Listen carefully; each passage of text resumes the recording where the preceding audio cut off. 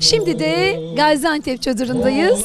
Mırramız var, fıstığımız var, sazımız var, ozanlarımız da var.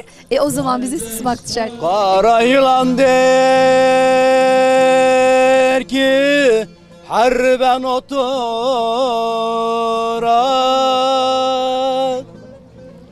Kara yılan der ki harben oturak. Kilis yollarından kelle getirek, kelle getirek. Nerede düşman varsa orada bitirek. Anaları da böyle yiğit doğursun. Vurun Antepliler, namus günüdür. Vurun Antepliler, şeref günüdür. Bravo!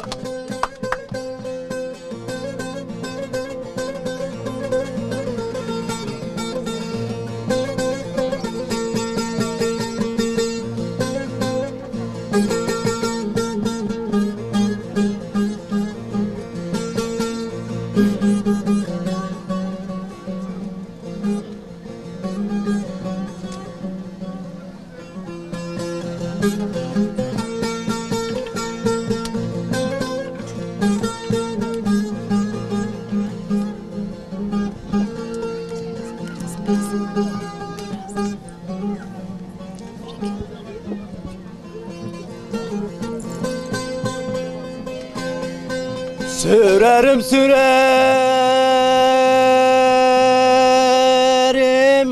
gitmez kadanam.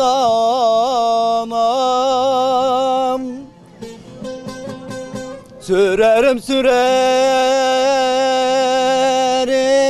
gitmez kadanam. Fransız kurşunu geçmez adama, geçmez adama.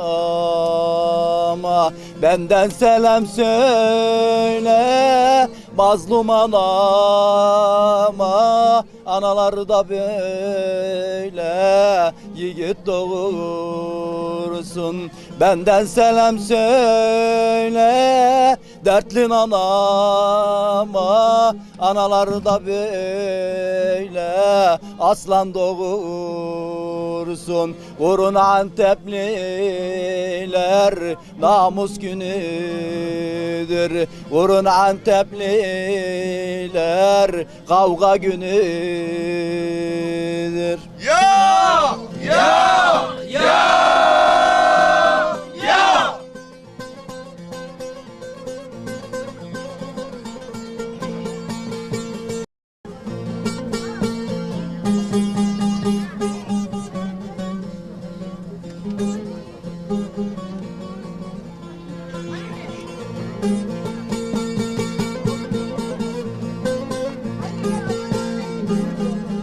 Hanife abla getirebilir mi?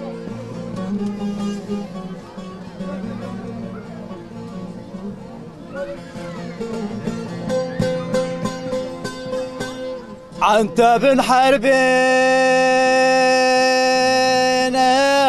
11 ay oldu. Antep'in harbine 11 ay oldu.